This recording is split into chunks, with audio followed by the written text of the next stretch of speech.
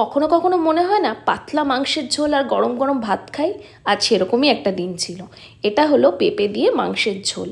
এখানে বড় বড় করে টুকরো করে কেটে রাখা পেঁপেটা ভালো করে ভেজে তুলে নিলাম।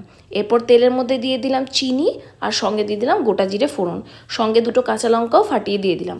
ভালো করে সুগন্ধ বেরোলে দিয়ে দিলাম এখানে গোটা গরম মশলা আর দিয়ে দিলাম তেজপাতা। এরপর প্রথমে চিকেনটা দিয়ে নাড়াচাড়া করে প্রথমে দিয়ে দিলাম পেঁয়াজ কুচি, খুব ভালো করে ভেজে নেব। এরপর আদা বাটা রসুন বাটা দিয়ে গুঁড়ো মশলাগুলোও অ্যাড করব, কিন্তু তার আগে টমেটো পিউরিটা দিয়ে দেবো। টমেটো বেটে নিলেও হবে। এখানে হলুদ গুঁড়ো, লঙ্কা গুঁড়ো, জিরে গুঁড়ো দিয়ে ভালো করে নাড়াচাড়া করে আমি নুন আর গোলমরিচ গুঁড়োটাও দিয়ে দিলাম। আমি কিন্তু কোনো ধনে গুঁড়োর ব্যবহার এখানে করিনি। মাংসটা খুব ভালো করে কষানো হলে গরম জল দিয়ে দেবো।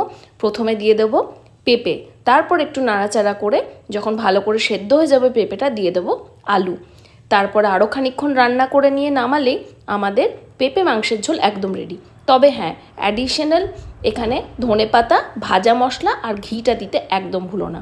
গরম মশলা দেওয়ার কোনো দরকার নেই, ভাজা মশলাতেই এর স্বাদ দুগুণ বেড়ে যায়।